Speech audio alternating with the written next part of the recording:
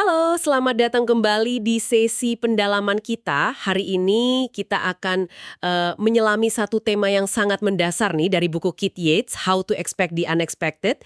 Kita fokus ke gagasan inti dari bab 9, mengenali batasan kita. Penting banget ini. Betul sekali. Kita sudah kumpulkan beberapa kutipan kunci dari bab ini. Misi kita hari ini, ya, membongkar bersama mengapa memahami batas-batas kemampuan prediksi kita, pemahaman kita, itu bukan cuma penting, tapi justru bisa jadi sumber kekuatan buat Anda semua dalam menghadapi ketidakpastian. Gitu ya. Tepat.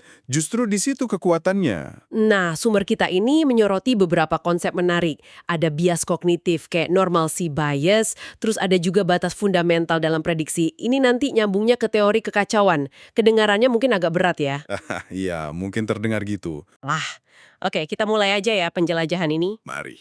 Oke, jadi batasan pertama yang dibahas tuntas di bab 9 ini sesuatu yang mungkin sering kita alami tanpa sadar. Normalcy bias. Pernah nggak sih Anda merasa kayak, nggak mungkin lah itu terjadi sama saya atau situasi bakal baik-baik aja kayak biasanya. Nah, itu dia intinya. Ya, tepat sekali. Normalcy bias itu semacam kecenderungan kognitif kita ya. Kita jadi meremehkan kemungkinan terjadinya sesuatu atau dampak buruknya. Hanya karena kita belum pernah ngalamin itu sebelumnya.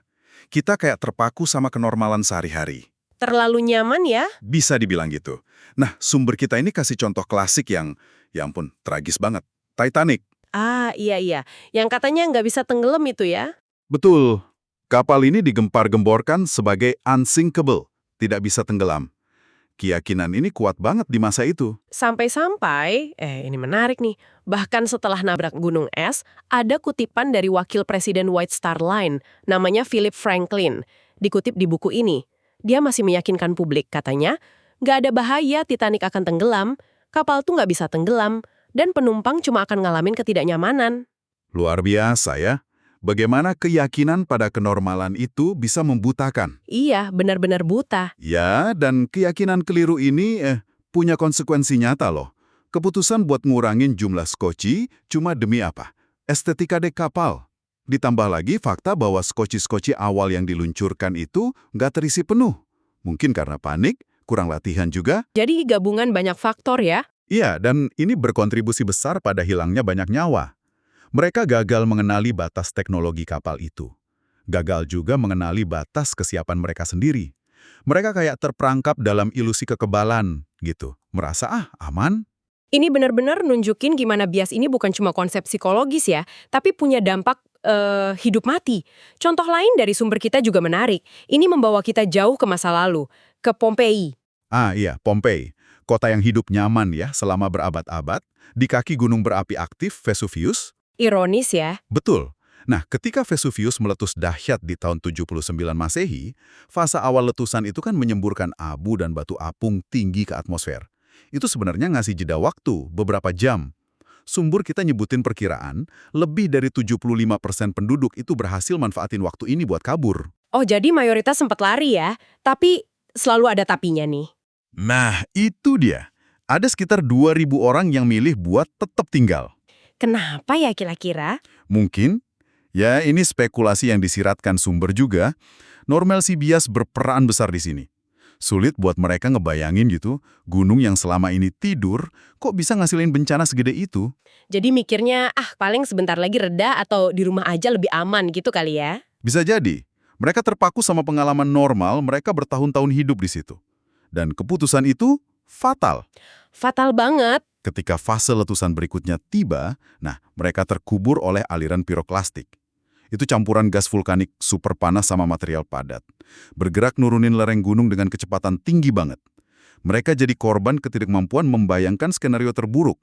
Karena terlalu percaya sama kenormalan tadi ya. Aduh.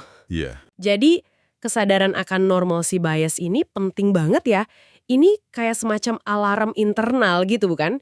Buat ngingetin kita supaya nggak terlalu cepat ngabaikan peringatan atau kemungkinan buruk. Cuma karena itu belum pernah terjadi sebelumnya dalam hidup kita. Tepat. Mengenali bias ini, itu langkah pertama buat melawannya.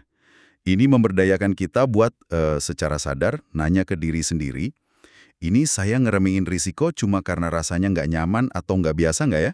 Pertanyaan bagus itu. Kesadaran ini dorong kita buat ambil tindakan pencegahan. yang mungkin kita abaikan kalau cuma ngikutin intuisi normal kita. Ini soal mengakui batas persepsi kita sendiri. Contoh modern yang diangkat sumber kita juga, wah relevan banget nih. Badai Sandy tahun 2012 di pesisir timur Amerika Serikat. Iya, Sandy. Peringatan udah dikasih berhari-hari sebelumnya. Perintah evakuasi wajib bahkan udah dikeluarin buat zona-zona tertentu yang paling berisiko. Tapi kenyataannya, Nah, ini dia. Data nunjukin gambaran yang agak mengkhawatirkan. Kurang dari separuh penduduk di zona evakuasi wajib di New Jersey sama New York City yang benar-benar ngungsi. waduh, Akibatnya, akibatnya, banyak korban jiwa. Tenggelam di rumah mereka sendiri, di dalam zona yang secara resmi udah dianggap bahaya dan harus dikosongin. ya ampun. Sumber kita ngutip studi yang nunjukin bahwa sampai 70% orang itu bisa nunjukin normalisi bias dalam situasi bencana. Ini bukan fenomena langka loh, tapi respon manusia yang umum banget. Angka 70% itu wow, gede banget ya. Ini benar-benar nunjukin betapa kuatnya bias ini dalam membatasi kemampuan kita memproses risiko secara rasional. Kita kayak punya filter kenormalan gitu ya, yang bikin kita susah nerima informasi yang mengancam status quo kita. Betul. Nah, pertanyaan reflektif nih buat Anda pendengar. Dalam skala apapun ya, pernah nggak sih Anda ngerasa bias ini mungkin ngaruh ke keputusan Anda pas ngadepin sesuatu yang baru atau berpotensi mengganggu? Coba direnungkan. Oke, jadi kita udah lihat gimana pikiran kita sendiri bisa nyiptain batasan lewat bias kayak normality bias. Tapi bab 9 di buku ini juga ngebawa kita ke jenis batasan lain. Batasan yang lebih fundamental, yang asalnya dari sifat sistem di sekitar kita. Nah, disinilah kita masuk ke ranah teori kekacauan atau chaos theory. Betul. Teori kekacauan ini ya, mungkin kedengaran agak serem atau rumit ya. Tapi konsep intinya penting banget buat pahamin batas prediksi. Intinya itu ketergantungan sensitif pada kondisi awal. Maksudnya gimana? Dalam banyak sistem yang kompleks dan non-linear, kayak cuaca, pasar saham, atau bahkan sistem biologis, perbedaan yang kecil banget, Sekecil apa tuh? hampir nggak terukur kadang-kadang. Perbedaan kecil di kondisi awal itu bisa nyebabin hasil yang beda jauh banget di kemudian hari. Wah. Sumber, kita pakai analogi visual yang bagus sih di buku. Dari gambar 91. Itu ada dua pendulum ganda. Sistem mekanis sederhana. Tapi perilakunya bisa kacau banget. Oke, pendulum ganda. Bayanginnya gimana tuh? Jadi, kalau Anda mulai dua pendulum ganda itu dengan posisi awal yang hampir sama persis, beda dikit aja. Awalnya, gerakan mereka bakal kelihatan mirip. Oke, awalnya mirip, terus? Tapi cuma dalam waktu singkat, lintasan mereka bakal menyimpang secara drastis. Jadi sama sekali nggak bisa diprediksi satu sama lain. Wow, padahal awalnya hampir sama ya. Iya, ini bukan karena ada faktor acak yang masuk loh ya. Tapi emang karena sifat intrinsik dari dinamika sistem itu sendiri. Ketidakpastian kecil di awal itu diperkuat secara eksponensial seiring waktu.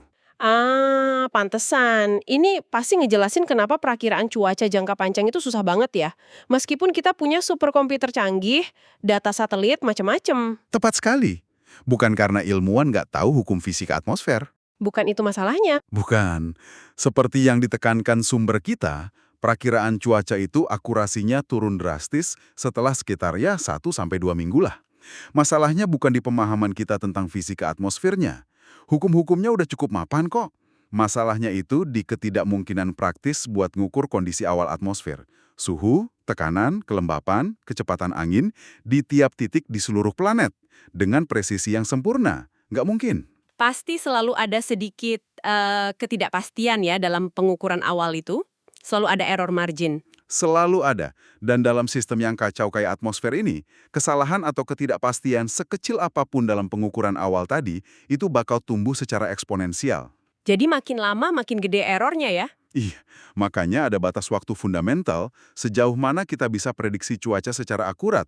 Ini batas yang ditentuin oleh sifat sistemnya sendiri, bukan cuma karena keterbatasan teknologi kita saat ini. Oke.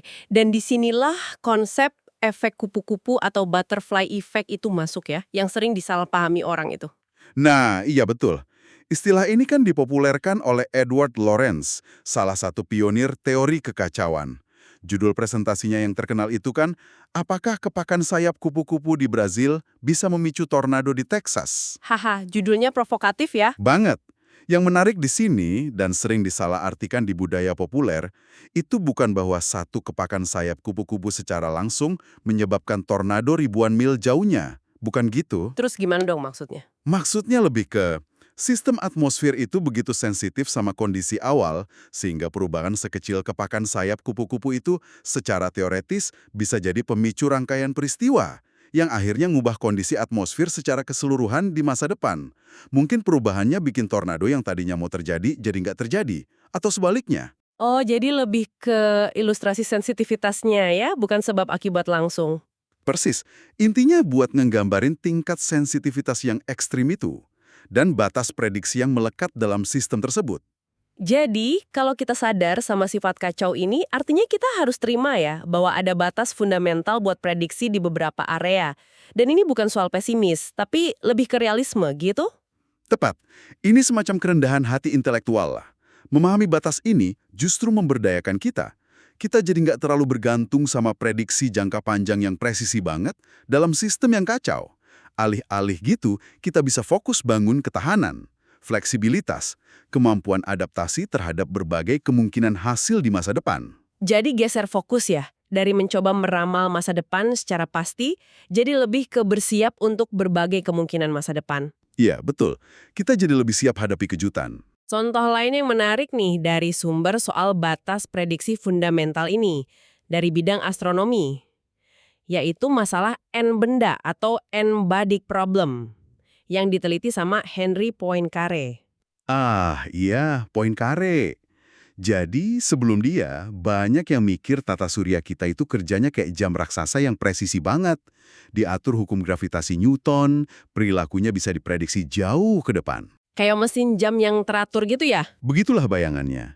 Tapi, Poincaré nunjukin bahwa bahkan interaksi gravitasi antara tiga benda langit aja, contohnya matahari, bumi, bulan, itu bisa jadi sangat kompleks dan nunjukin perilaku kacau dalam jangka panjang. Wah, cuma 3 benda aja udah kacau. Artinya stabilitas jangka panjang tata surya kita nggak sejelas yang dibayangin dong. Betul. Perubahan yang kecil banget di posisi atau masa awal salah satu benda itu bisa secara drastis ngubah nasib seluruh sistem di masa depan yang jauh banget. Lagi-lagi soal sensitivitas kondisi awal ya. Iya, lagi-lagi itu. Ini nunjukin adanya batas prediksi fundamental, bahkan dalam sistem yang kelihatannya begitu teratur dan diatur hukum fisika yang jelas, kayak mekanika langit. Ini pengingat kuat tentang batas pengetahuan dan kemampuan prediksi kita. Ini benar-benar ngubah cara pandang ya, bahwa batasan itu bukan cuma karena kita kurang pinter atau kurang data, tapi emang ada dalam kain realitas itu sendiri untuk sistem-sistem tertentu. Memang begitu adanya? Nah, selain normalcy bias dan batas fundamental dari teori kekacauan tadi, bab 9 ini juga nyinggung jenis batasan kognitif lain yang relevan. Sumber kita ngebahas tentang heuristik ketersediaan atau availability heuristic. Ini pada dasarnya kecenderungan kita buat nilai frekuensi atau kemungkinan sesuatu berdasarkan seberapa gampang contohnya muncul di kepala kita. Benar. Dan salah satu manifestasi spesifik dari heuristik ini yang disorot itu adalah recency effect. Efek kebaruan mungkin ya. Recency effect, gimana tuh? Ini kecenderungan kita buat ngasih bobot berlebih ke informasi atau pengalaman yang baru aja kita terima atau alami. Sesuatu yang baru kita pelajari atau lihat, itu rasanya jadi lebih penting, lebih relevan atau lebih sering terjadi daripada yang sebenarnya. Oh, ini kayak fenomena Baader-Meinhof atau ilusi frekuensi yang juga disebut di buku itu, bukan sih? Kayak misalnya kita baru belajar kata atau konsep baru, terus tiba-tiba kita ngerasa lihat atau dengar itu di mana-mana. Tepat, itu dia. Sumber kita ngasih contoh pribadi dari penulis bukunya, Kit Yates. Dia cerita setelah nonton film biopik The Greatest Showman tentang P.T. Barnum. Yang sirkus itu ya? Ya, dia tiba-tiba ngerasa nama Barnum itu muncul di mana-mana. Termasuk pas dia lagi riset buat bukunya sendiri, nemu istilah Barnum Statements. Barnum Statements itu apa? Itu pernyataan umum yang rasanya personal banget, tapi sebenarnya berlaku buat banyak orang. Kayak ramalan horoskop gitulah. Oh, oke. Jadi karena dia baru nonton filmnya, nama Barnum jadi seger di kepalanya ya. Betul. Padahal kemungkinan besar nama itu atau konsep terkait udah pernah dia temui sebelumnya, tapi karena belum aktif atau segar di benaknya, ya dia nggak perhatiin. Baru setelah nonton film, informasi itu jadi tersedia secara mental, jadi lebih gampang ditarik. Jadi otak kita secara alami ngasih bobot lebih ke informasi yang paling baru masuk ya? Iya, ini batasan lain dalam cara kita proses informasi dan bikin penilaian.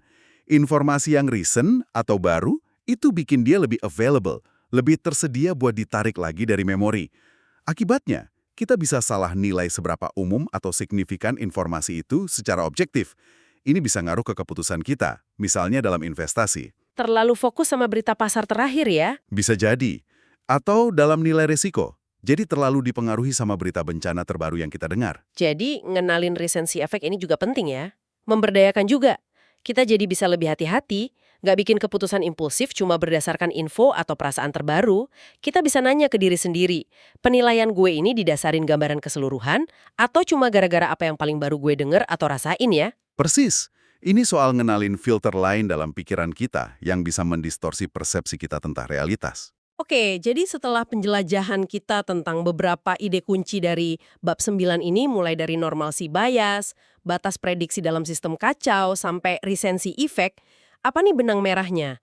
Apa artinya semua ini buat kita? Intinya gini sih, mengenali batasan kita, baik itu batasan yang datang dari cara kerja pikiran kita, kayak bias kognitif tadi, maupun batasan yang memang melekat pada sistem dunia di sekitar kita, kayak dalam teori kekacauan, itu bukan soal nyerah atau jadi pesimis. Justru sebaliknya ya. Justru sebaliknya, ini soal jadi lebih realistis, lebih rendah hati, mengenai apa sih yang bisa kita ketahui dan prediksi secara pasti. Dan pemahaman ini sangatlah berguna.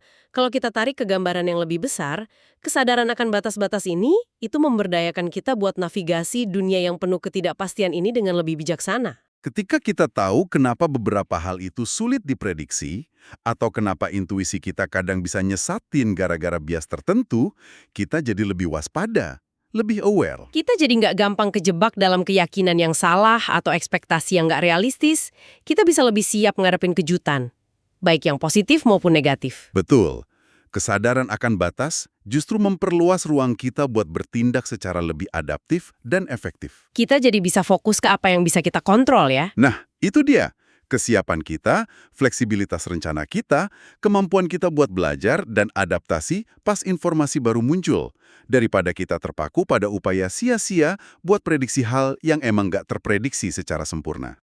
Menarik banget. Ini membawa kita pada sebuah pemikiran penutup nih untuk Anda renungkan.